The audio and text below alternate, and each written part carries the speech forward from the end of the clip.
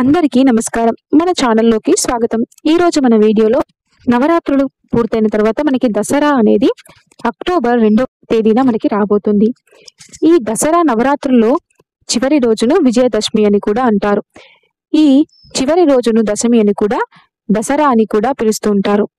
ఈ ఆకు మీద ఈ రోజున దీపాన్ని వెలిగిస్తే చాలు మీకు ఉన్న కష్టాలన్నీ కూడా పోయి సకల ఐశ్వర్యాలు సిద్ధిస్తాయి. బిచ్చగాడైనా సరే కోటీశ్వరుడు అవుతాడని శాస్త్రాలు చెబుతున్నాయి. మరి ఈ దసరా రోజు ఏ ఆకుపైన దీపాన్ని వెలిగించాలి అనేది ఇప్పుడు మనం ఈ వీడియోలో వివరంగా తెలుసుకుందాం. ఈ వీడియోను ఎక్కడ కూడా స్కిప్ చేయకుండా పూర్తిగా చూడండి. అప్పుడే ఏం చెప్తున్నామో మీకు పూర్తిగా అర్థమవుతుంది. నాకు మీ సపోర్ట్ అనేది చాలా అవసరం కాబట్టి ఖచ్చితంగా మా ఛానల్ను సపోర్ట్ చేయండి. జగన్మాత అయినటువంటి దుర్గాదేవి మహిషాసురుడైనటువంటి రాక్షసుడితో 9 రోజులు యుద్ధం చేసి అతన్ని వధించి విజయాన్ని పొందినటువంటి సందర్భంన 10వ రోజు ప్రజలంతా సంతోషంతో పండగను జరుపుకుంటారు. బ్రహ్మదేవుని వరాల వలన పరగర్వితుడైన మహిషాసురుడు దేవతలతో ఘోరమైన యుద్ధాన్ని చేసి వారిని ఓడించి ఇంద్ర పదవిని చేపట్టుతాడు. దేవేంద్రుడు త్రిమూర్తులతో మొరపెట్టుకొనగా మహిషాసుడిపై వారిలో రగినటువంటి క్రోధాగ్ని నుండి జన్మించినటువంటి దుర్గాదేవిని త్రిమూర్తుల యొక్క తేజము కేంద్రీకృతమై ఒక స్త్రీ రూపాయిస్తుంది. ఆ స్త్రీ రూపమే దుర్గాదేవి. మంగళమూర్తిగా అవతరించినటువంటి ఆమె 18 చేతులను కలిగినటువంటిది. ఆమెకు శివుడు శూలమును, విష్ణువు చక్రమును, ఇంద్రుడు వజ్రాయుధమును, వరుణదేవుడు పాశము, బ్రహ్మదేవుడు అక్షరమాల, కమండలము, హేమంతుడు సింహమును వాహనంగాను ఇచ్చాడు. ఇలా సర్వదేవతల ఆయుధములు తను స్వీకరించి సమకూర్చుకొని తాను మహిషాసురుని సైన్యంతో తలపడి భయంకరమైనటువంటి యుద్ధాన్ని చేసింది ఆ తల్లి. మహిషాసురుని తరపున యుద్ధానికి వచ్చినటువంటి కృతజ్ఞుడు, మహాత్ముడు, అసిలోముడు, భాస్కరుడు, విరారుడు మొదలైన వారందరినీ సంహరించిన తర్వాత మహిషాసురునితో తలపడినటువంటిది. యుద్ధంలో ఆ దేవి వాహనమైనటువంటి సింహము శత్రువులను చీల్చి చెండాడింది. దేవితో తలపడినటువంటి అసురుడు మనిషి రూపాన్ని సింహరూపం, మానవ రూపంతో భయంకరముగా పోరు చేసి చివరకు మనిషి రూపంలో దేవి చేతిలో అతుడైనాడు. ఈ విధంగా అప్పటి నుండి మనిషిని సంహరించినటువంటి దినముగా సందర్భంగా ఈ దసరా అనేది జరుపుకుంటారు. నిత్య జీవితంలో పూజ అయినా, వ్రతమైన, శుభకార్యమైన దీపారాధనతోనే మొదలు పెడతాం. దీపంలో దేవతలు, వేదాలు ఉన్నాయని మన పండితులు చెబుతున్నారు. దీపారాధనతో కాంతి, శాంతి అనేది చేకూరుతాయి. దీపానికి చాలా విశిష్టత ఉందని, అందువలనే దీపారాధనను ఒక పద్ధతి ప్రకారంగా చేస్తాము అని పండితులు చెబుతున్నారు. దీపం వెలుగుకు, విజ్ఞానానికి చిహ్నంగా చెప్పవచ్చు. అజ్ఞానం అనే అంధకారం జ్ఞానం అనే దీపకాంతితో తొలగిపోతుంది.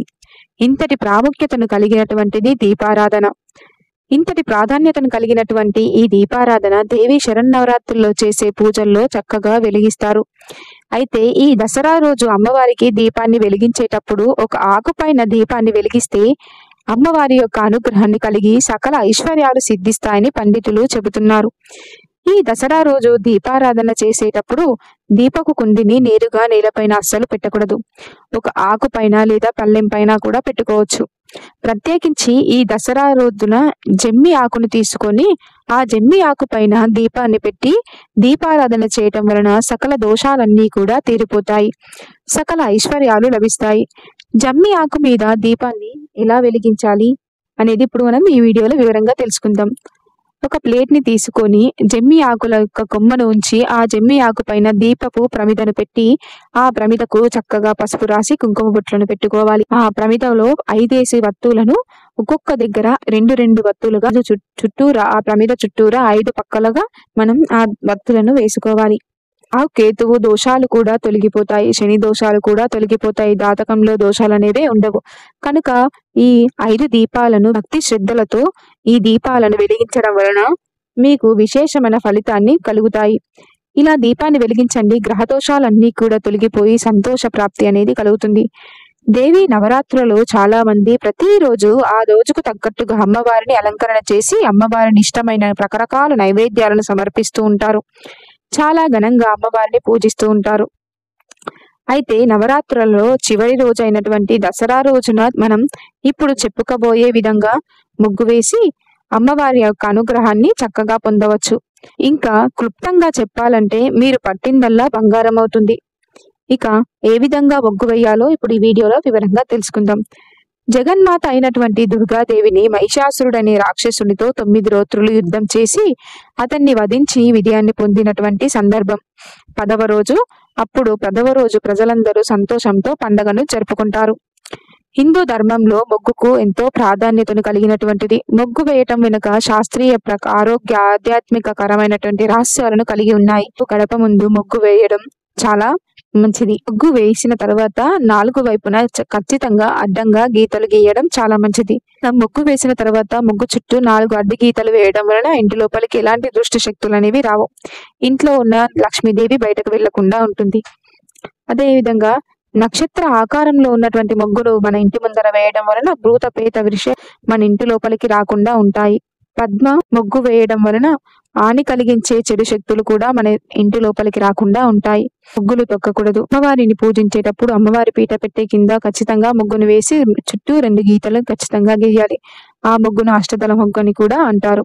అష్టదళ ముగ్గును వేసి అమ్మవారి పీటను పెట్టుకొని చక్కగా పూజ చేసుకోవడం చాలా విశేషమైనటువంటిది. ఈ విధంగా ముగ్గులు వేసుకొని అమ్మవారికి చక్కగా అలంకరించుకొని పూజను చేసుకోవాలి. మీ ఇంట్లో ఏ అమ్మవారి ఫోటో ఉంటే లలితాదేవి కానీ, దుర్గాదేవి కానీ, రాజరాజేశ్వరి దేవి కానీ, కనక దుర్గాదేవి కానీ, లలితాదేవి కానీ, మీ ఇంట్లో ఏ దేవత ఫోటో ఉంటే ఆ దేవత ఫోటోకి అమ్మవారిని చక్కగా పూజించండి. దసరా రోజు ఇలా పూజించిన తర్వాత అమ్మవారి ముందర ఒక అర్ధ డజన్ వరకు ఎరుపు రంగు గాజులను ఉంచండి. ఈ ఎరుపు రంగు గాజులు ఉంచడం వలన ఎప్పటికీ ఐశ్వర్యానికి లోటు అనేది రాకుండా ఆర్థికంగా బాగా స్థిరపడతారు. సంపద మార్గాలు బాగా తెరుచుకుంటాయి. ఇలా అమ్మవారి ముందర పెట్టినటువంటి గాజులను మీ ఇంటి లోపల ఉన్నటువంటి ఆడపిల్లలకు ఇవ్వండి. మీకు కూతురు ఉంటే కూతురు, ఒకవేళ మీ కూతురికి పెళ్లి అయ్యి అత్తవారింటికి వెళ్తే ఆమె ఎప్పుడు మీ ఇంటికి వస్తే అప్పుడు ఆ వారికి ఇవ్వండి, పర్వాలేదు. అసలు మాకు కూతురు లేరు అనుకునేవారు ఇంటి ఇల్లాలు తల్లి అయినా ఈ గాజులను వేసుకోవచ్చు. ఇలా వేసుకుంటే మీపై అమ్మవారి యొక్క అనుగ్రహం ఎప్పుడూ ఉంటుంది.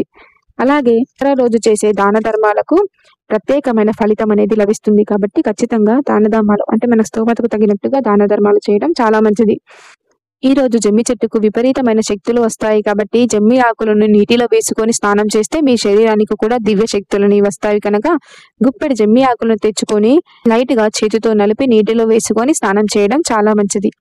జమ్మి ఆకులు దొరకని వారు గుప్పెడు లేత వేప ఆకులను తెచ్చుకొని చేతులతో నలిపి నీటిలో కలుపుకొని స్నానం చేయడం చాలా మంచిది. అసలు ఇవేమీ దొరకని వారు 7 తులసి ఆకులను నీటిలో వేసుకొని స్నానం చేయడం చాలా మంచిది. జమ్మి ఆకులు, వేప ఆకులు, తులసి ఆకులు వీటేవి దొరకవు అనుకునేవారు 1 స్పూన్ కల్లుప్పును తీసుకొని ఆ కల్లుప్పును నీటిలో కలుపుకొని స్నానం చేయడం చాలా మంచిది. దసరా రోజు ఇలా స్నానం ఆచరించి పూజించడం వలన విశేషమైన ఫలితం అనేది లభిస్తుంది. తెలుసుకున్నారు కదా. విశేషంగా అమ్మవారిని పూజిద్దాం, మంచి ఫలితాలను పొందుదాం. మరిన్ని ఆధ్యాత్మికకరమైనటువంటి విషయాల కోసం మన ఛానల్ లైక్ చేయండి, షేర్ చేయండి, సబ్స్క్రైబ్ చేసుకోవడం మాత్రం మర్చిపోకండి.